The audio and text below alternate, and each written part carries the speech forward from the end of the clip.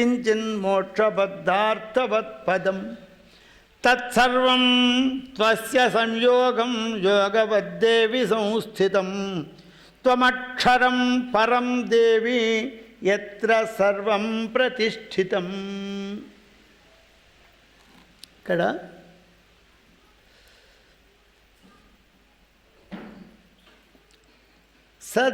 సతసద్దేవి అని ప్రారంభం చేశాడు. సత్ అమ్మా, ఏదైతే సద్వస్తువులు, సద్విచారములు, సత్ప్రమాణములు, సచ్చింతనలు, సత్సంగములు ఉన్నాయో అవన్నీ నీవే, అదంతా నీవే. అంతేకాదు త్రిలోకములు అంటే స్వర్గమర్త్య పాతాళములు, చతుర్దశ భువనములు, బ్రహ్మ విష్ణు మహేశ్వరములు, అగ్నిత్రయములు. అగ్నిత్రయం అంటే ధర్మ అర్థ కామ మోక్షం. కామములు, ధర్మార్థ కామములు, అగ్నిత్రయములు. ధర్మం కావాలన్నా, అర్థం కావాలన్నా, కామం కావాలన్నా ఇచ్చేటువంటిది అగ్ని. అగ్నిదేవుడు అగ్నిస్వరూపంలో నీవు ప్రసాదిస్తుంటావు, ఇది నీవే. అట్లాగే గుణత్రయములు, సప్తరజస్వనో గుణములు నీ స్వరూపమే. దోషములు, ఆశ్రమములు నీ స్వరూపమే. కాలము నీ కాలత్రయం, భూత భవిష్యత్ వర్తమానములు నీ స్వరూపమే. అవస్థాత్రయం, జాగ్రత్త స్వప్న సుషుప్తి, ఈ మూడు నీ స్వరూపమే. పితృదేవతలు నీ స్వరూపమే. రాత్రింబవళ్ళు నీవే. అమ్మా సరస్వతి, మాత్రాత్రయయుక్తమైనటువంటి దివ్యాక్షరం నీవే. మాత్రాత్రయాక్షరం అంటే ఓంకారం.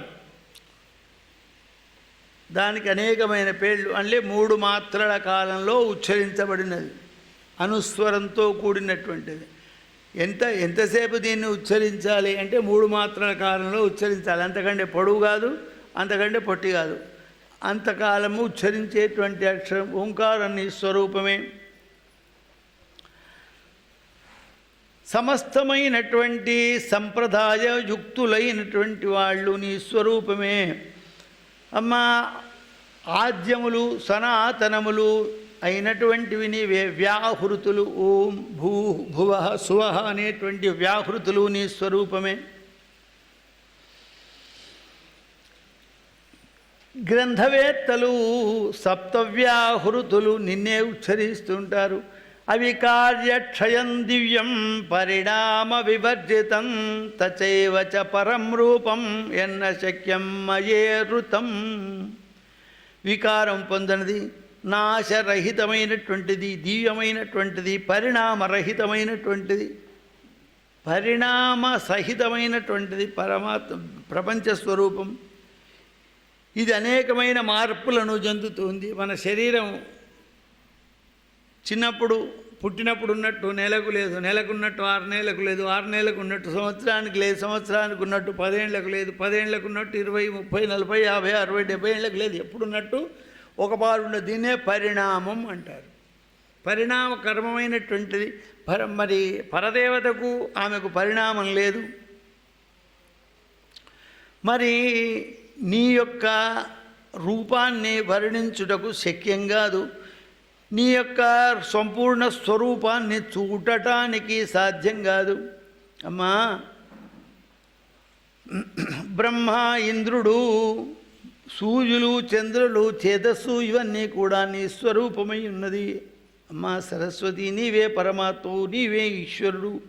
సాంఖ్య వేదాంత తర్కశాస్త్రములు నీ యందు నిరూపింపబడ్డవి. సాంఖ్యము నీవే, తర్కము నీవే, యోగము నీవే, మహత్తు నీవే, నామరూపములు నీవే, నామరూహరహితమైన ప్రకృతి నీవే. సుఖాసుఖ మహత్సౌఖ్యం రూపం తవ విభావ్యతే ఏవం దేవి త్వయా వ్యాప్తం సకలం నిష్కలం జగత్ అద్వైతావస్థితం బ్రహ్మ యచ్చద్వైతే వ్యవస్థితం. సుఖము దుఃఖము నీ స్వరూపంలే. అందుకే దుఃఖేష్వనుద్విగ్నమనః సుఖేషు విగతస్పృహ వీతరాగ భయక్రోధ స్థితధీర మునిరుచ్యతే. అక్కడ ఎందుకు చెప్పాడు కృష్ణ పరమాత్మ అంటే సుఖం భగవత్ స్వరూపమే, దుఃఖం భగవత్ స్వరూపమే. సుఖం మాత్రమే భగవత్ స్వరూపం, దుఃఖం భగవత్ స్వరూపం కాదు అంటే భగవత్ శక్తికి తక్కువ చేసినట్టు అవుతాం. పూర్ణమయుడు కదా పరమాత్మ, సర్వవ్యాపి కదా. నీకు సుఖం కలిగించేది పరమాత్మ, సుఖస్వరూపుడు పరమాత్మ అయితే దుఃఖకారకుడు కూడా పరమాత్మనే అవుతాడు. అందుకోసమే సుఖ దుఃఖములు నీ స్వరూపములే. సకల నిష్కళమైన ప్రపంచమంతా కూడా నీవే వ్యాపించి ఉన్నావు. అమ్మా ఇదంతా కాదు, అద్వైత పరబ్రహ్మవు నీవే, రెండవది లేదు. మన శాస్త్రంలో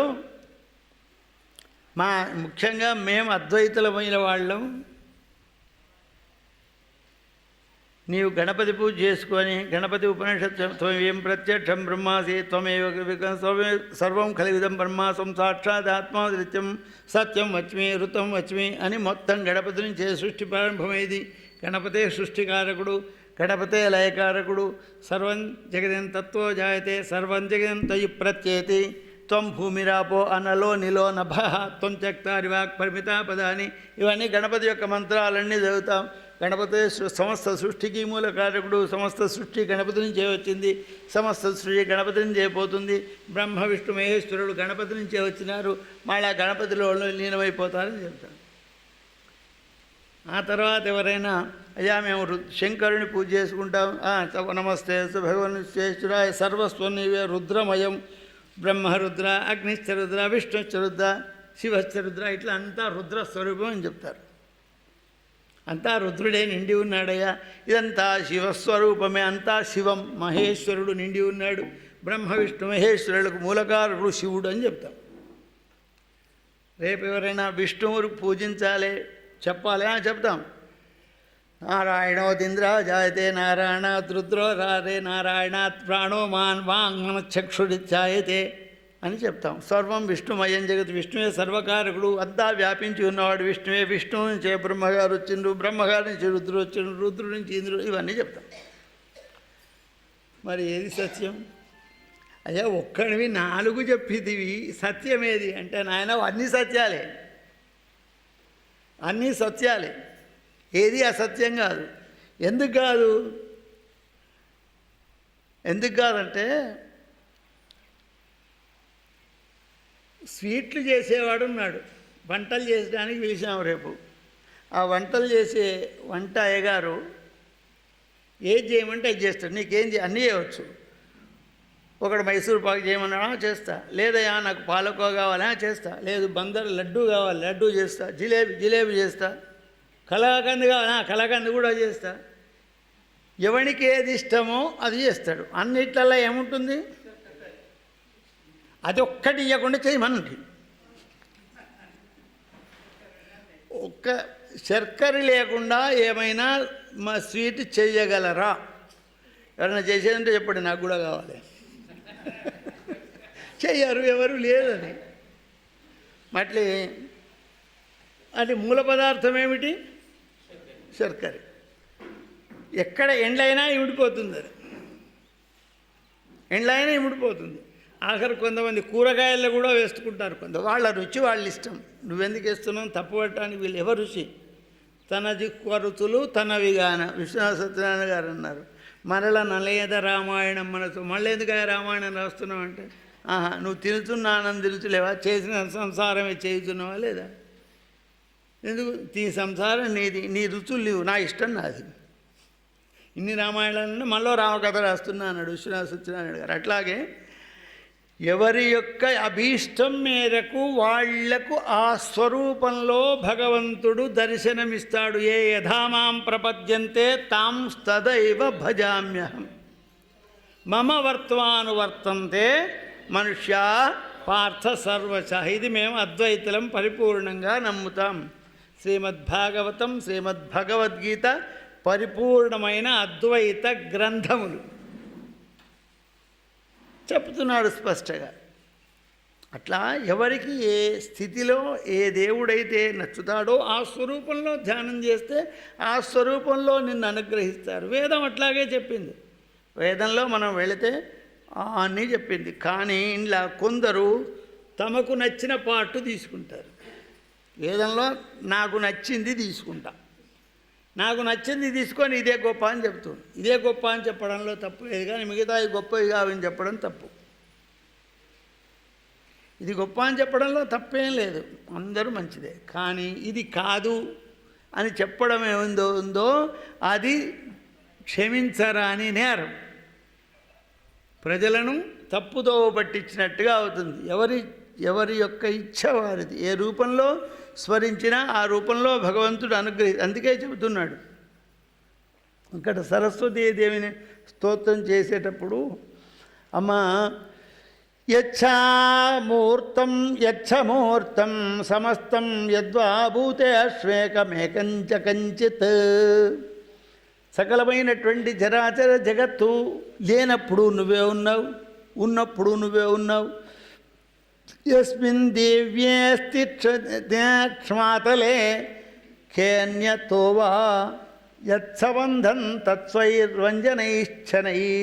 నీవద్వైత రూపం, నీవే బ్రహ్మవు, ఇవే నిత్య పదార్థమువు, నీవే స్థూలము, నువ్వే సూక్ష్మము, నువ్వే పరము, నీవే అంతరిక్షం.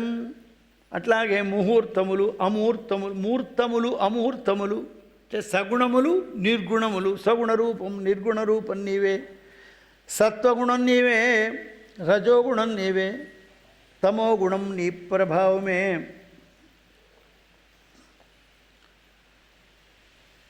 అని స్తోత్రం చేసే వరకు ఏవం స్తుతా తదా దేవి విష్ణో జిహ్వా సరస్వతి. ఇక్కడ చూడాలి మనం వ్యాస మహర్షి యొక్క గొప్పతనం, మార్కండేయ మహర్షి యొక్క ఔన్నత్యం. ప్రత్యువాచ మహాత్మానం నాగమశ్వతరం వచ. ఇట్లా తపస్సు చేసి స్తోత్రం చేయగానే ప్రత్యక్షమైందట సరస్వతి. ఎవరు? విష్ణు జిహ్వా సరస్వతి. ఇంతవరకు స్తోత్రం చేసినటువంటి యొక్క సరస్వతీదేవి ఎవరు? విష్ణుమూర్తి యొక్క నాలిక.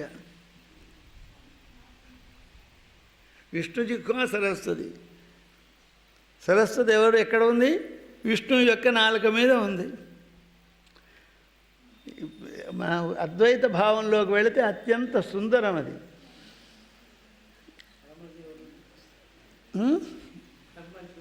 బ్రహ్మ ఎవరు? ముందు వస్తుంది ఆ కథ, అది ముందు ఉంది, దాని యొక్క వృత్తాంతం ముందు ఉంది. ఇప్పుడే మనం అంత దూరం పోవద్దు, కథ వచ్చినప్పుడు చెప్పుకోవాలి. అప్పుడు సరస్వతీదేవి అంటున్నది, నాయనా నీకేం వరం కావాలో కోరుకో.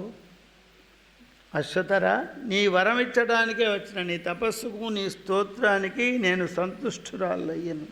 అంటే సహాయం దేవి దేహిత్వం పూర్వం కంబలమేవచ సమస్త స్వర సంబద్ధం మయో సంప్రవచ్చద.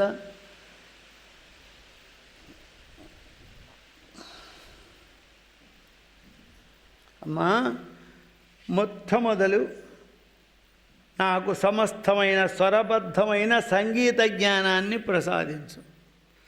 స్వస్వరబద్ధంగా ఉండే కంబలుడనే నా మిత్రుడు నాకు సమస్తమైన సంగీత జ్ఞానాన్ని ఇవ్వు. అనగా సప్తస్వరాగ్రామరాగా సప్త పన్నగ సప్తమా గీతా నిజ సప్తైవ తావత్యచ్చాపి మూర్ఛనా. నాగరాజా, ఇప్పటి నుంచి నా అనుగ్రహం చేత సప్త స్వరములు, గ్రామ రాగములు, సప్త గీతములు, సమస్త అర్చనలు నీకు తెలియనుగాక. 49 తాళాలున్నాయి. ఏకోన పంచాశత్ తాళ అని 49 రకాల తాళాలున్నాయి. రాగాలు ఎన్ని ఉన్నాయో చెప్పనలవి కాదు. ఒక్కొక్క రాగంలో ఒక్కొక్క మాధుర్యం ఉంది. ఒక్కొక్క రాగంలో ఒక్క కీర్తన చదివితే ఆ విధమైన ఆనందం కలుగుతుంది. మోహన, కళ్యాణి, యమన్ కళ్యాణి, మధ్యమావతి, శంకరాభరణం, ఖమాస్, ఎన్ని రాగాలు ఉన్నాయో ఆ రాగముల యొక్క ఆలాపన ద్వారా, మాధుర్యం ద్వారా మనకిప్పుడు ఆనందం కలుగుతుంది. ఆ పాటలు అజరామరమై ఇంకా ఉన్నాయి. ఎప్పుడో రాసినటువంటి యొక్క కీర్తనలు ఇవాళ మనం చదువుకుంటున్నాం. ఒక నిరుడున్న పాట ఈసారి లేదు, నిరుడు వచ్చిన పాట ఈసారి లేదు. ఎందుకు లేదు అందులో ప్రాణం లేదు. భగవత్కీర్తనలు చేసిన అన్నమయ్య, త్యాగరాజు, రామదాసు, క్షేత్రయ్య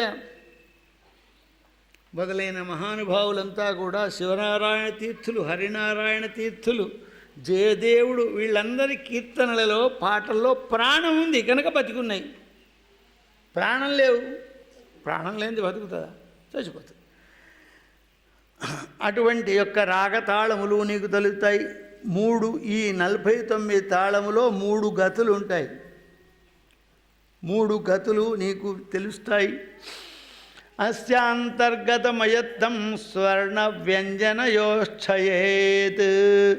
ఒక్కొక్క స్వరములో 3 రకాలైనటువంటి ఎత్తులుంటాయి. అవన్నీ కూడా నీకు తెలుస్తాయి. నాగేంద్ర, మీతో సమానమైన సంగీత విద్వాంసుడు ఉండకపోవుగాక అని సరస్వతీదేవి సంపూర్ణమైన సంగీత జ్ఞానాన్ని కలిగించింది. విజ్ఞానుభయోర్యజ్ఞం పదతాళ స్వరాధికం తత కైలాసశైలేంద్ర శిఖరస్థితమీశ్వరం గీతకైస్తప్తవిర్వాగౌ తంత్రీలయ సమన్వితై ఆదిరారాధయేషు దేవా అనంగాహరం హరం. ఆ స్వరతాళయుక్తమైనటువంటి సంగీత జ్ఞానంతో, అనేకమైన తాళములతో, కావలసినటువంటి యొక్క వాద్యములతో చక్కగా అన్నదమ్ములిద్దరు కంబులు, అశ్వథరుడిద్దరూ కూడా కైలాసానికి వెళ్ళి ఆ పరమేశ్వరుని యొక్క అనుగ్రహం కోసం కైలాస పర్వతం మీద సంగీత కచేరీ మొదలుపెట్టారు. తతకాలేన మహతా స్తూయమానో వృషధ్వజ తుతోష గీత గైస్థాచౌ శ్రాహ సంగృహ్యతాం వరహ. అందుకే ఆ సంగీతకు, ఆ పాటలకు విని వృషధ్వజుడు శివుడు సంతోషపడ్డాడట. అందుకే త్యాగరాజస్వామి వారు ఒక కీర్తనలో చెప్పారు, సంగీత జ్ఞానము వినా భక్తి సాధ్యమవునే. సంగీత జ్ఞానం లేనివానికి భక్తి సాధ్యం కష్టం. సంగీతం వచ్చిందనుకో ఏమి చేస్తుంది? ఆ సంగీతంలో ఒక స్వరంలో, ఒక రాగంలో ఒక మాధుర్యం ఉంటుంది. ఆ మాధుర్యాన్ని మనస్సును ఆహ్లాదపరిచి ఏకాగ్రత చేస్తుంది. ఆ ఏకాగ్రత చెందినటువంటి మనస్సు ఏ భగవంతుడినైతే పాడుతున్నామో అతని యందు పరిపూర్ణంగా లయమైపోతుంది. లయమైపోవటానికి నాదము కారణమవుతుంది. ఒక మాట, ఇన్ని మాటలు చెప్పిన దానికంటే ఒక పాట స్వరయుద్ధంగా, తాళయుక్తంగా పాడితే మనస్సు హత్తుకుంటుంది. అందుకే ఆ సంగీతం సరస్వతి స్వరూపం. సంగీతమపి సాహిత్యం సరస్వత్యా స్తనద్వయం ఏకమాపాతమధురం ఏకమాస్వాదమధురం. సంగీత సాహిత్యములు 2 సరస్వతీదేవి యొక్క పాలిండ్లు. ఆ తల్లి యొక్క పాలిండ్లు ఒకటి వినంగానే ఆనందం కలుగుతుంది. పాటలు ఏమన్నా ఉండని, పాట అర్థంతో పని లేదు. ఆలాపనం అనేవరకే మన మనస్సు ఆనందం పడిపోతుంది. తర్వాత ఏముందో తెలియదు. ఇది సంగీతం యొక్క గొప్పతనం. ఇంకోటి సాహిత్యం ఉన్నది. సాహిత్యం చదువుకొని అందులో ఉండబడేటువంటి మాధుర్యాన్ని అర్థం చేసుకున్న వానికి ఆనందం కలుగుతుంది. సాహిత్యం కొంచెం చాలా లేటుగా జీర్ణమవుతుంది, చాలా లేటుగా అర్థమవుతుంది. మరి సంగీతం తొట్లెల ఉన్న పాపకు కూడా అర్థమవుతుంది, ఆనందం కలుగుతుంది. ఆ శంకరుడు సంతోషించి తత ప్రణమ్యాశ్వతరః కంబలేన సమంతతాం విజ్ఞాపయన్ మహాదేవం శితికంఠముమాపతిం యది నో భగవాన్ ప్రీతో దేవదేవ త్రిలోచన తతో హి అభిలిషితం వరం మీనం ప్రయచ్చనౌ.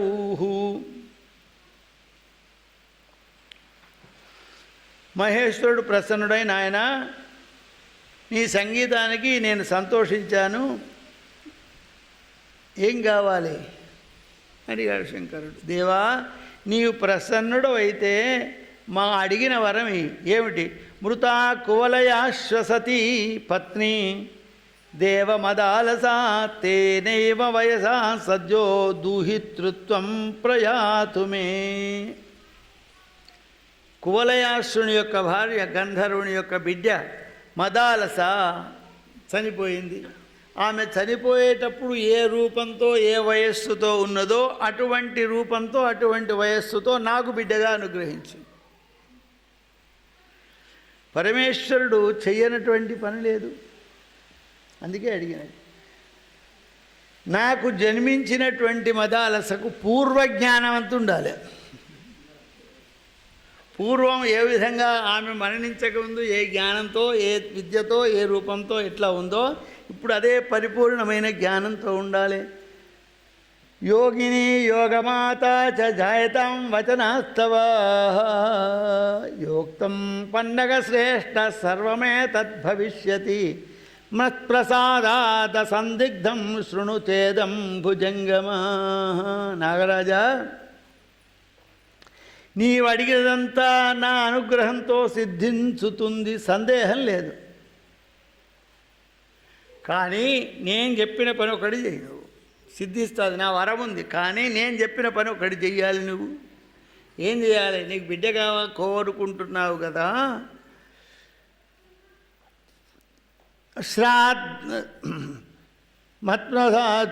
శ్రాద్ధావసానే ప్రాశీద్ధ మధ్యమం పిండమాత్మనః కామంచేమామనుధ్యాయన్ కురుత్వం పితృపూజనం తక్షణా దేవనా శుభ్రుర్భృతభవతో మధ్యమాత్ఫణాత్ సముత్పత్తి కళ్యాణి యథా రూపా యథామృతా. ఈశ్వరుడు అన్నాడు, ఒక పని చేయాలి. నీవు మదాలసను ఉద్దేశించి శ్రాద్ధం చేయు. అంటే శ్రాద్ధం అంటే తద్దినం పెట్టు. పెట్టిన తర్వాత శ్రాద్ధం పూర్తయిన తర్వాత మధ్యలో ఉండబడేటువంటి ఏ పిండం ఉంటుందో ఆ పిండాన్ని నీ భార్యతే చినిపించు. మనుస్మృతిలో ఉంది ఇది. ఎవరైనా సంతానం లేనటువంటి వాళ్లకు శ్రాద్ధం పెట్టి మధ్యమ పిండాన్ని భార్యతే తినిపిస్తే సంతానం కలుగుతుందని. ఆయు ప్రజాంధనం విద్యం స్వర్గం మోక్షం సుఖాని చ ప్రయచ్చంతి తదా రాజ్యం పితృనత పితామహ. ఈ క్రమాలంకారంలో శ్లోకం. తద్దినం పెడితే ఏమొస్తుంది అని అందరు అడుగుతారు కదా. పితృకర్మలో ఏమొస్తుందంటే ఆయుహు, తండ్రి ఆయుస్సు ఇస్తాడు. తాత ప్రజాం, సంతానాన్ని ఇస్తాడు. ముత్తాత విద్యాం, జ్ఞానాన్ని ఇస్తాడు. ఆయు ప్రజాం ధనం, ముత్తాత ధనాన్ని ఇస్తాడు. మళ్ళీ మొదటి తండ్రి ధనాన్ని ఇస్తాడు. సుఖం, మళ్ళా తాత సుఖాన్ని ఇస్తాడు. ముత్తాత మోక్షం, రాజ్యం దాన్ని మోక్షం సుఖాన్ని ప్రతంతి తథా రాజ్యాన్ని పితృనథ పితామహ. ఇది శ్రాద్ధం పెట్టిన వానికి ఇది కలుగుతుంది అనే వరకు మన వాళ్లకు చాలామందికి శ్రాద్ధం అనే వరకు అదేదో పనికిరాని పని అని అనుకుంటారు. అంతే దేవతలు ఎట్లనో పితృదేవతలు అట్లాగే.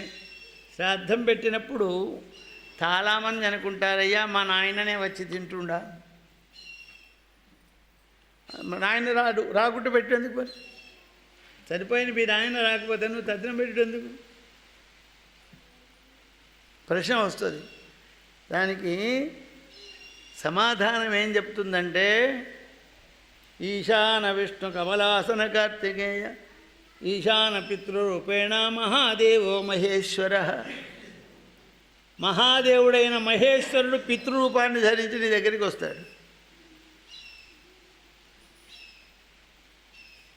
ఆ తర్వాత చివరికి పితృరూప జనార్దన శ్రీవాసుదేవ ప్రియతోన్నమమ అంటున్నావు. పితృరూపాన్ని ధరించి వచ్చినటువంటి జనార్దనుడైన నారాయణుడు తృప్తి పొందుగాక. మన నారాయణుడు తృప్తి పొంది మీ నాయనకి ఇస్తాడా లేదా? అంతే. నాకు అనుమానం ఉంటే చెప్పండి. మీ నాయన నారాయణమూర్తి తృప్తి పొందాక మీ నాన్నకి ఇస్తాడా? ఇయ్యడా? ఇయ్యడు అంటే నేనేం చేయలేను, నమ్మకపోవచ్చు. ఇష్టం. ఇచ్చిండు అన్నాక సంబంధమే లేదు. కనుక నువ్వు ఆ మనుస్మృతిలో సంతానం కోరేవాడు మధ్యమ పిండాన్ని భార్యకు తెలిపించమని ఉన్నది. అట్లాగే ఇప్పుడు శివుడు చెప్తున్నాడు, నాయన నీవు వెళ్ళి మదాలస గురించి శ్రాద్ధం చేసి శ్రాద్ధావతారంలో మధ్యమ పిండాన్ని నీ భార్యతే తినిపించు. అప్పుడు మధ్యలో ఉండబడేటువంటి యొక్క నీ ఫణములో నుంచి ప్రాణత్యాగం చేసినటువంటి ఆ మదాలస తక్షణమే నీకు బిడ్డగా జన్మిస్తుంది.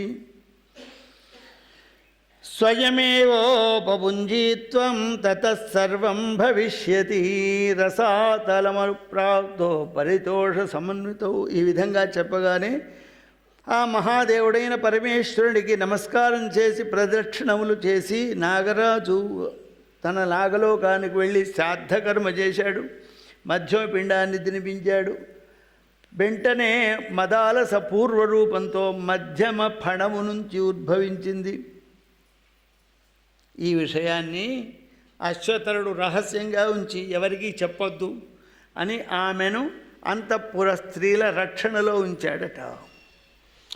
తౌచానుదే అదినమాగత్య పుత్రో నాగపతే సుఖం ఋతుధ్వజేన సహితౌ చిక్రీడాతే మిమరావివ ఏకదాతు సతౌ ప్రాహ నాగోశ్వతరతో ముదా.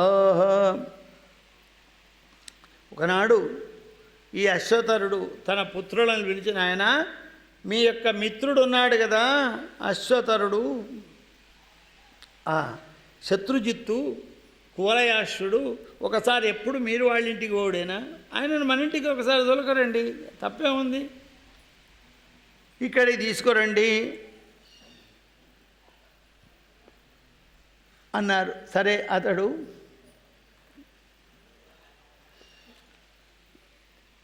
ఆ కువలయాశ్వుని దగ్గరికి వెళ్ళి, నాగరాజు కుమారులు, రాజకుమారా, మా నాన్నగారు నిన్ను చూడటానికి రమ్మన్నారు, ఒకసారి మా లోకానికి రా అన్నారు. అక్కడికి ఇవే ఉంటాయి, ఇక్కడికి ఇవే ఉంటాయి, నేను అక్కడికి వచ్చి ఏం చేయాలి, ఏమన్నా నాకేమో కొత్త వైభవం ఇస్తావా, వైభవాలని మా ఇంట్లో ఏమున్నాయి, అవసరం లేదు.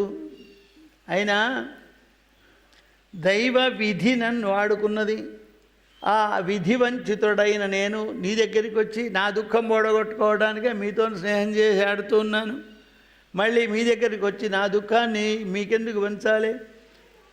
పునర్నైవ వీర్ణార్థం పట వ్యక్తవ్యం ద్విజసత్తమౌ. అన్న మన ఇద్దరికీ నీకు నాది అనేటువంటి భేదం లేదు, నా యందు ప్రేమతో మీరున్నారు, మీరెందు ప్రేమతో మేమున్నాం అనగా, ఋతుధ్వజ మీరు అన్నటువంటిది నీ సత్యమే, అన్యదా భావించవద్దు. మహాత్ముడైన మా తండ్రి నిన్ను చూడాలనేటువంటి కోరిక చాలా రోజులా చెప్పబట్టి కనుక మా తండ్రి గారిని చూడటానికన్నా నువ్వు మా ఇంటికి రావాలి అన్నారు. అప్పుడు కువలయాశ్వుడు, ధన్యోహం అతి పుణ్యోహం కోన్యోస్తి సదృశో మయా ఎత్తాతో మవాభిద్రష్టం కరోతి ప్రణవం మనః. నా అంత అదృష్టవంతుడు వరయ్యా, నాగరాజు పాతాళలోకాధిపతి నన్ను చూడవలేని కోరుతున్నాడంటే నేను ధన్యుణ్ణైనాను, వారికి నమస్కారం చేసి వారి ఆశీస్సులు పొందవలే అని, పెద్దల ఆజ్ఞను ఉల్లంఘించకూడదని ఆ కువలయాశ్వుడు నాగకుమారులతో కలిసి గౌతమి నదిలో ప్రయాణం చేస్తూ ఆ పాతాళ లోకంలో ఉండబడే నాగరాజ గృహానికి తీసుకుని వెళ్ళారు. ఆ కుమారులిద్దరూ నాగరూపములు ధరించి తిరుగుతున్నారు. ఆ నాగలోకంలో ఆ పడగలలో ఉండబడేటువంటి మణుల చేత, స్వస్తిక చిహ్నముల చేత ప్రకాశిస్తున్నది.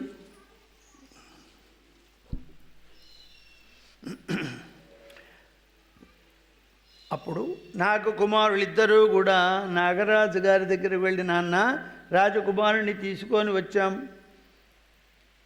అని చెప్పారు. ఆకాశమంలో ఉండబడే నక్షత్రముల వలె మనోహరములైనటువంటి యొక్క రత్నములతో అలంకరిస్తూ ఉన్నారు. ఒకడ వీణ, వేణువు, మృదంగం మొదలైనటువంటి యొక్క వాద్యములు, గీతములతో పాటలు పాడుతున్నారు. అత్యంత మనోహరంగా ఉన్నటువంటి ఆ పాతాళ లోకంలో దృశ్యములను చూచి